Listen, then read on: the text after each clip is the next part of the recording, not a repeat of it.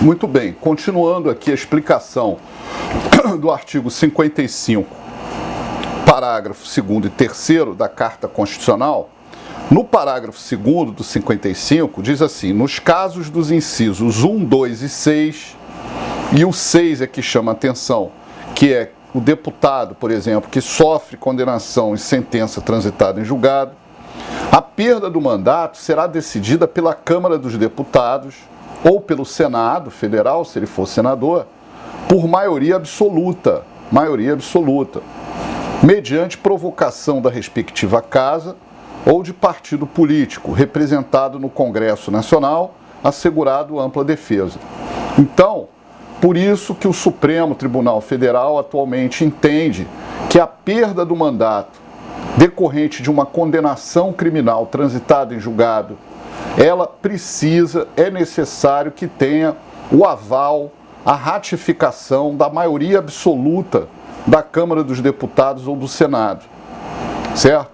Lembrando que para vereadores, o Supremo Tribunal Federal entende que não é necessária essa maioria, porque nas leis orgânicas municipais não se pode repetir essa regra. Então, o que acontece? Nesse aspecto, essa regra está valendo apenas para os deputados federais, senadores e deputados estaduais e distritais, mas não para vereadores. Então, se um vereador é condenado pela prática de um crime e transita em julgado, não se aplica essa questão. Se aplica o parágrafo 3º do artigo 55, que diz o seguinte: nos casos previstos nos incisos 3 a 5, e 3 a 5 engloba o inciso 4, e o inciso 4 do 55 diz que perde o mandato deputado ou senador que perder ou tiver suspensos os direitos políticos, e a perda e suspensão dos direitos políticos está no artigo 15 da Constituição, do inciso 1 a 5. Então, o parágrafo 3º, ele é mais amplo, é genérico, e o parágrafo 2º do 55 é específico.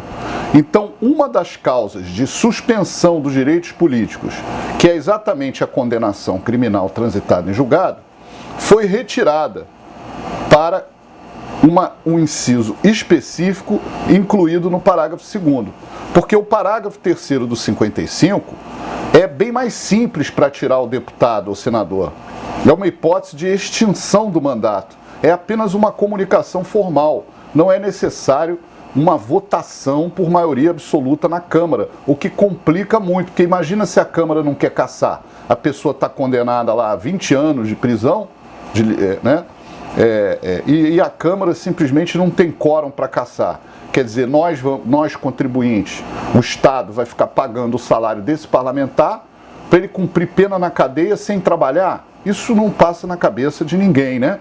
Seria uma verdadeira monstruosidade de raciocínio. Então, o que acontece aqui? O parágrafo 3º, ele, na verdade, é uma hipótese de extinção.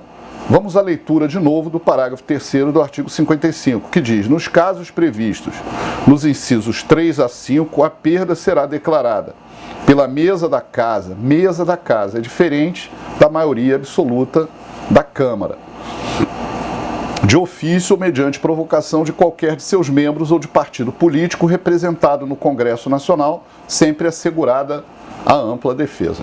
Perfeito? Então, o parágrafo 2º é cassação, o parágrafo 3º é extinção. Bem, eu queria chamar a atenção que, como eu já disse, que o Supremo mudou muito a sua jurisprudência no decorrer dos anos.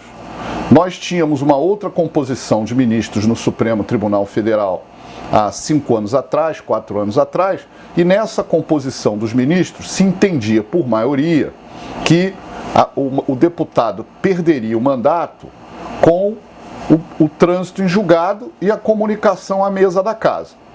Aplicando-se aqui o artigo 92 do Código Penal, que eu vou pedir a vocês para abrirem agora o Código Penal. Essa era a jurisprudência antiga do STF, mas é importante a leitura ao artigo 92 do Código Penal, porque ele serve para todos os servidores públicos, né? E também deveria servir para os deputados. Então aqui diz assim: são também efeitos da condenação. Inciso 1º, a perda de cargo, função pública ou mandato eletivo. Quando, mandato eletivo, no caso aqui, né? Quando aplicada uma pena privativa de liberdade por tempo igual ou superior a 1 ano nos crimes praticados com abuso de poder ou violação de dever para com a administração pública. Então, se a pena foi superior a 1 ano e for um crime contra a administração pública, o servidor e o deputado aqui, o que exerce o mandato eletivo, deveriam, por força do que prevê o próprio Código Penal, terem como um dos efeitos da condenação a perda do mandato. Mas não é bem assim, pois, como eu expliquei, a atual posição do Egrégio Supremo Tribunal Federal é no sentido de prevalecer a norma constitucional ao invés da aplicação dessa regra infraconstitucional. E a letra B diz o seguinte, do 92, quando for aplicada uma pena privativa de liberdade por tempo superior a 4 anos nos demais casos. Ora, então, vamos imaginar que uma pessoa, né, um vereador, por exemplo, teve uma pena de 5 anos de reclusão privativa de liberdade. Mas ele foi condenado por crime de roubo, por exemplo, né, que é um crime contra o patrimônio privado, não é um crime contra a administração pública. Nesse caso, esse vereador perderá o mandato eletivo, pois, como eu já lhes falei, não é necessária aqui a votação pela Câmara Municipal, pela Câmara de Vereadores. Essa votação só é necessária para deputados federais, deputados estaduais e distritais, em razão da posição atual do STF. Então nós temos também um vazio aqui a chamar a atenção de vocês, uma omissão específica. Vocês imaginem, né, um vereador que foi condenado a uma pena de 2 anos de reclusão, de 3 anos de reclusão. Ele está abaixo dos 4 anos e também não praticou nenhum crime contra a administração pública, né, ou violação do dever para com a administração ou abuso do poder.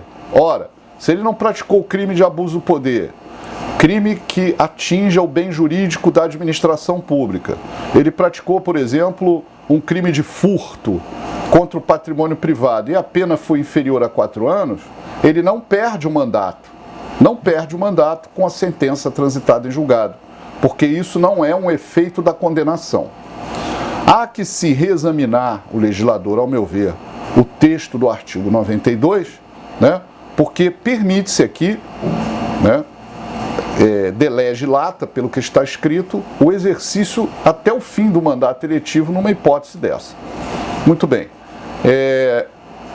Portanto, há que se coadunar, né, numa interpretação sistemática e constitucional esses dispositivos que estão aqui sendo aviventados para o exame das nossas aulas, né, que você está estudando. Bem, eu gostaria aqui, portanto, de, vamos dizer assim, encerrar por hora, mas vamos voltar em outras aulas, o aspecto do comentário ao artigo 15, inciso 3º da Carta Magna. Mas vocês viram que pelas aulas anteriores tem muito assunto aqui. Então, o 15.3, por exemplo, na banca do Ministério Público para o concurso, nós temos penal, processo penal e eleitoral, né? Então é bem provável que caiam perguntas interligadas a essa hipótese de suspensão dos direitos políticos. Lembrando para que não confunda suspensão com inelegibilidade, porque quem é condenado, por exemplo, num acórdão por desembargadores de uma Câmara Criminal, publicado o acórdão, estará inelegível. E também, após o cumprimento da pena, nós vimos, ainda ficará inelegível por 8 anos. Isso é o que diz a lei da ficha limpa, né? No caso específico, a Lei Complementar 64 de 90, artigo 1º, inciso 1º, a linha E.